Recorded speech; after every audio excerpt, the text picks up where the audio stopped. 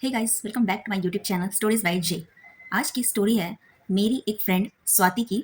Best friend की story है ये। उसकी बेस्ट फ्रेंड का नाम है रचना। अभी रचना को मैं नहीं जानती हूँ क्योंकि स्वाति एंड मैं हम दोनों स्कूल के फ्रेंड्स हैं, ठीक है। तो और रचना जो है स्वाति की कॉलेज की फ्रेंड है एंड स्वाति एंड मेरा कॉलेज अलग अलग होता है। स्कूलिंग साथ में होती है, उसके बाद हम लोग की पढ़ाई अलग अलग होती है, अलग अलग कॉलेज में होती है। इस वजह से मैं रचना को नहीं जानती हूँ। रचना जो है कॉलेज की बेस्ट फ्रेंड है इसकी, स्वाति की, ठीक है। उसकी स्टोरी है ये एक ट्रिप की स्टोरी है। रचना जो है, अभी मैं स्वाति को इस स्टोरी से साइड करती हूँ, रचना पे फोकस करते हैं, ठीक है।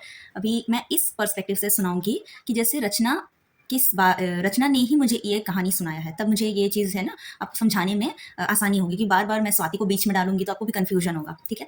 अभी क्या होता है, रचना, उसका बड़ा भाई रवि एंड उसके मॉम डैड सब निकलते हैं एक बढ़िया सी ट्रिप पे, ठीक है। तो ये एक किसी तो भी मंदिर विजिट करने वाले थे। काफ़ी दूर थी ये मंदिर, लगभग इन्हें 24 घंटे का समय लगने वाला था इस ट्रिप में। मतलब ये थे, मतलब कि आज सुबह अर्ली मॉर्निंग ये लोग निकलते हैं एंड आज दिन भर रात में एंड फिर दूसरे दिन सुबह सुबह ये लोग वहाँ पे पहुँच जाने वाले थे। सब कुछ अच्छा बढ़िया, निकलते हैं, ट्रिप स्टार्ट होती है। सुबह सुबह निकल गए हैं अच्छे से, बहुत अच्छा माहौल है गाड़ी में, बिल्कुल भजन वजन बजाते हुए निकल रहे हैं, बहुत अच्छा माहौल है। तो अभी क्या होता है, ऐसे ही करते करते दोपहर हो जाती है, दोपहर से शाम एंड शाम से रात हो जाती है।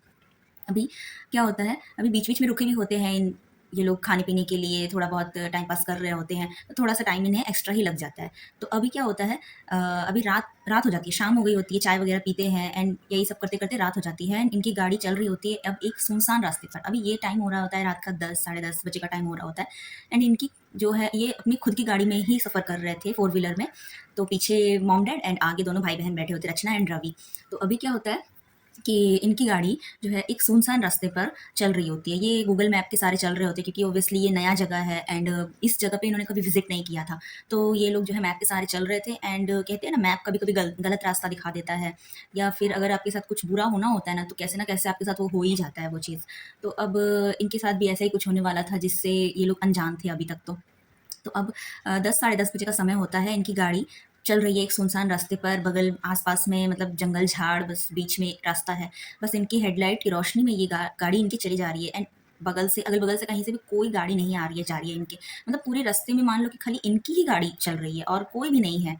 ना कोई एक काला कुत्ता तक नहीं, कुछ नहीं।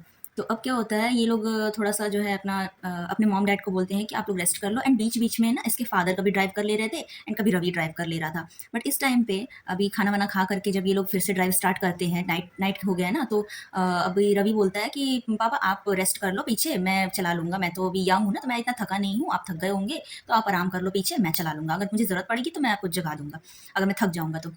तो उसके पापा भी यही बोलते हैं। तो दोनों मॉम एंड डैड तो पीछे रेस्ट कर रहे होते हैं पीछे वाली सीट पे, आगे रचना एंड रवि दोनों जाग रहे होते हैं, वो दोनों बातें कर रहे होते हैं एंड रचना थोड़ी-सी ना ऐसे थोड़ी-सी डरपोक सी थी, थोड़ा-सा वैसे पैरानॉर्मल की चीज़ों पे ना थोड़ा-सा बिलीव करने वाली थी, बट रवि इसके बिल्कुल विपरीत था। वो इन सब चीज़ों में मतलब बिल्कुल यकीन तो नहीं करता था, बट थोड़ा-सा मज़ाक उड़ाता था, ऐसे था।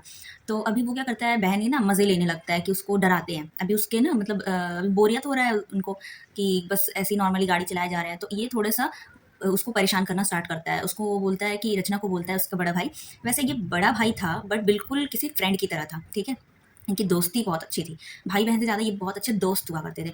तो अभी क्या होता है ना, वो अपनी बहन को ना एक हॉरर स्टोरी सुनाने लगता है। अब ये हॉरर स्टोरी फ़ेक थी, रियल थी, ये नहीं पता। बस ऐसे ही डराने के लिए, उसको परेशान करने के लिए सुनाने लगता है। अब वो सारी चीज़ें सुन कर के वो थोड़ा-सा घबराने लगती है एंड इसको आ जाती है बहुत तेज़ हँसी। तो ये मतलब हँस देता है, तो रचना समझ जाती है कि अरे ये तो प्रैंक कर रहे हैं, मुझे मतलब परेशान करने के लिए झूठी-मूठ कहानी बता रहे हैं। तो इतना सब कुछ ऐसे हँसी-मज़ाक बातें करते-करते अचानक से अचानक से बीच में इनकी गाड़ी जो है अचानक से बंद पड़ जाती है। एक अभी सुनसान रास्ता ना, ये खत्म नहीं हुआ है, अभी चल ही रहा है, इस बीच इनकी गाड़ी बंद पड़ जाती है अचानक से। तो अब रवि जो है बार-बार ट्राई कर रहा है स्टार्ट करने का, स्टार्ट ही नहीं हो रहा है। पता नहीं क्या हो गया गाड़ी में, अभी तो गाड़ी लिए ज़्यादा टाइम भी नहीं हुआ है, न्यू ही है गाड़ी। ऐसे तो कुछ ऐसा तो है नहीं कि हाँ, मतलब पुरानी हो गई है तो प्रॉब्लम करेगी, ऐसा भी नहीं है। टैंक भी बिल्कुल फुल है, सब कुछ सही है, पता नहीं कैसे गाड़ी बंद पड़ गई। तो रवि क्या करता है, गाड़ी से नीचे उतरता है, जाकर के बोनट में चेक करने लगता है कि क्या प्रॉब्लम है, देखता हूँ शायद मुझसे ठीक हो जाए तो। तो अभी जो भी उसको करना था, पता नहीं क्या-क्या करता है उसमें, उसको थोड़ा नॉलेज भी था इस सब चीज़ों का क्योंकि उनकी खुद की गाड़ी थी तो वो चलाता भी था अक्सर। तो वो अभी उसको थोड़ा बहुत पता नहीं उसको क्या करना रहता है, उसमें करता है बोनट पे, फिर वो आप आकर के अपनी सीट पे वापस बैठता है एंड वापस से ट्राई करता है। बट अभी अभी भी वो गाड़ी चालू नहीं होती है। बहुत ट्राई कर रहा होता है बट चालू ही नहीं होती है गाड़ी। एंड अब वो बहुत ज़्यादा फ्रस्ट्रेट हो जाता है, परेशान हो जाता है कि क्या है यार, कैसा तो रास्ता है एंड अजीब-सा रास्ता, अजीब-सी जगह, सुनसान सी जगह है और यहीं पे इसको गाड़ी को खराब होना था। ऐसे करके ना बहुत ज़्यादा मतलब उसको थोड़ा-सा पता नहीं कैसे इतना गुस्सा आ जाता है।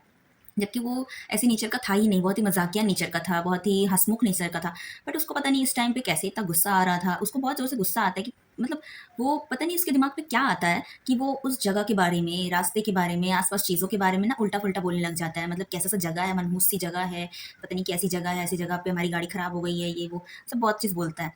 एंड फिर उसके बाद उसकी बहन बोलती है कि भाई ये सब मत बोल, अच्छा नहीं है ना, ऐसे रात के टाइम पे हमारी गाड़ी एक तो ऐसी जगह पे खड़ी खराब हो गई है, हम यहाँ पे फँस गए हैं, तू ऐसी चीज़ें बोल रहा है, पता नहीं हमारे साथ कुछ गलत ना हो जाए, ये चीज़ें वो डर रही होती है। तो वो बोलता है कि कुछ नहीं होता है ऐसा, पागल है क्या? ऐसा कुछ भी नहीं होता है, ये सब कुछ नकली मतलब फ़ेक होता है, ये सब कुछ रियल नहीं होता है, भूत-वूत कुछ भी रियल नहीं होता है, फालतू होता है ये सब बस अपना ही मन का जो है वहम होता है। ये सब बोल के रवि फिर से जो है कार को स्टार्ट करने की कोशिश करता है। अभी अपनी गाड़ी को स्टार्ट करने की 3-4 बार कोशिश फिर से करता है। पहले तो कर चुका था, नहीं हुआ, फिर से करने की कोशिश करता है एंड इस टाइम भी जो है गाड़ी बिल्कुल जवाब दे जाती है, बिल्कुल ही स्टार्ट होने का नाम ही नहीं ले रही होती है, पता नहीं उसमें क्या ही खराबी हो गई थी अचानक से।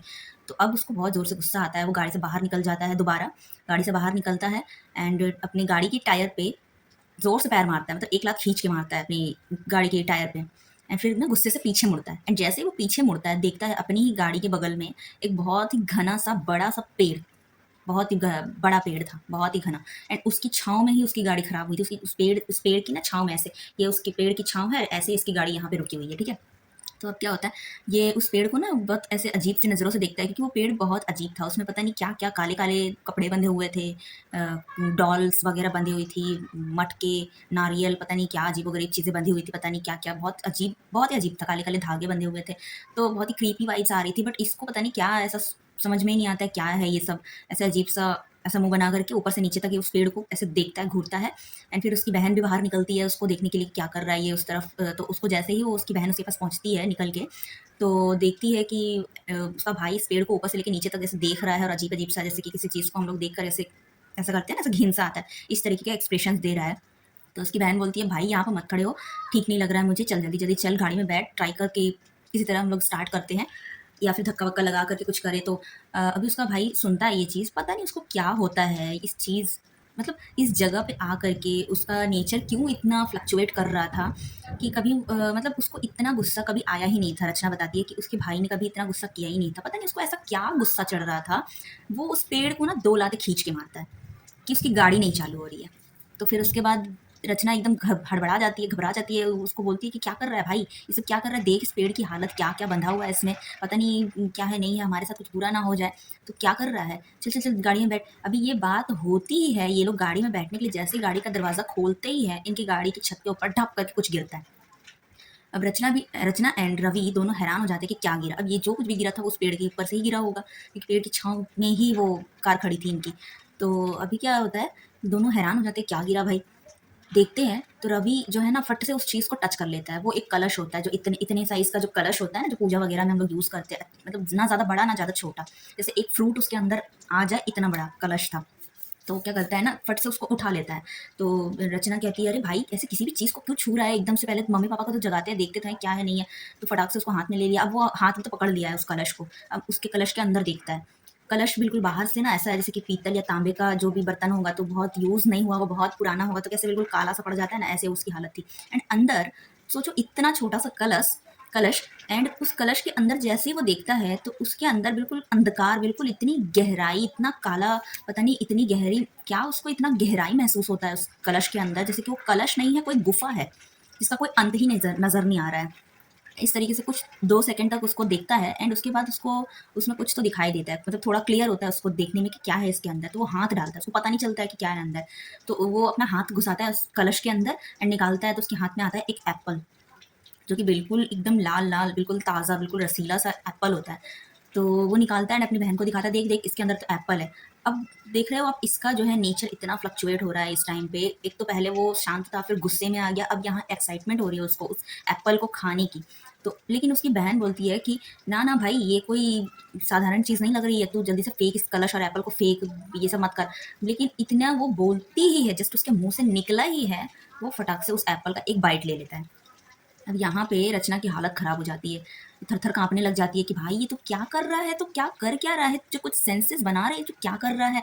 तुझे तेरा दिमाग काम नहीं कर रहा है क्या? ऐसे क्या गिरा, कहाँ से आया ये? तूने खा लिया उसका एक बाइट ले लिया?